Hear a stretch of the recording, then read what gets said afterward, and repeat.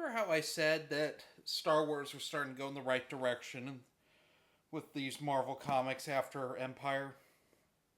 Well, I need to eat my words because the next two issues are something really special in a bad way. We're talking about issues 53 and 54.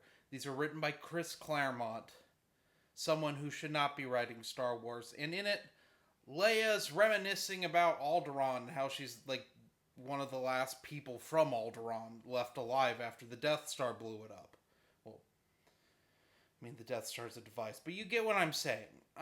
And she ends up going on a rebel mission to figure out the Empire's out way far out in the known galaxy, like on the edges of known space, doing something. I'm not quite sure what, because the story's very bad. And they end up going through a minefield, and Leia has to, in order to save the rest of the crew that's left alive after they hit a mine in space, she jettisons them off to go get help and crash lands the ship on this planet. And this planet's weird. It's got a bunch of people and other like creatures, and they're kind of dressed like John Carter of Mars. And this warlord, who's like a good guy, he rescues Leia, and even though he has a banging hot wife, and he thinks of Leia as his daughter, he still wants to bone her. And most of these two issues are from his perspective, and I couldn't give a shit less. And then after a while in the second issue, the Empire shows up, and then Luke, Lando, and Chewie show up, and it's just a mess. So we gotta talk about why these issues are so weird. This is a repurposed two issues from a John Carter comic from Marvel that I don't know if it ever got published or not. It'd be really bad if it did. But the script is for sure from that. I think the art is too, because they do weird corner cutting with this, where Leia has a MacGuffin space computer that can translate any language into basic. And they're speaking like old-timey English, kind of like how John Carter... They're talking John Carter language, basically. And it's just weird. And I'm like, well, why isn't C-3PO here? And I was talking to Quality Autism, and he's like, well, it's because it's a repurposed comic. And so it leads me to believe that this art is also from a different comic. And they couldn't put C-3PO in because the comic was done. They recolor it a bit so Leia looks like Leia, but that's it. And she is not in character. All she's doing is crying and stuff, but crying over Alderaan. You know, and if this had come out before Empire, this would be more forgivable.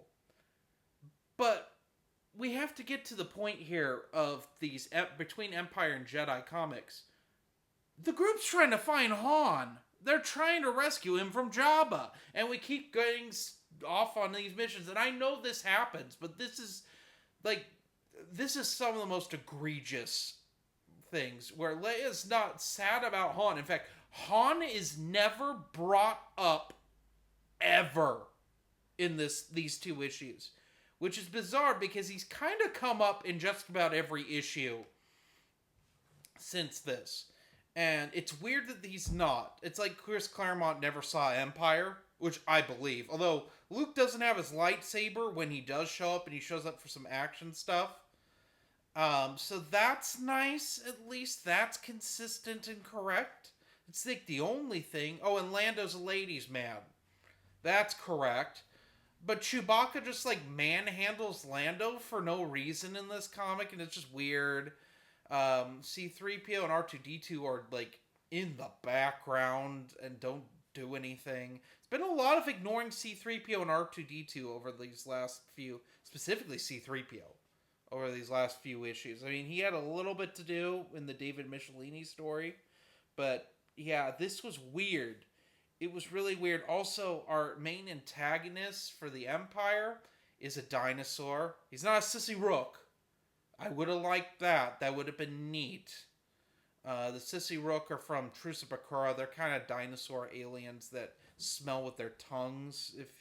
If you want to know more about Trusibakura, I reviewed it many years ago. It's one of my favorite Bantam books.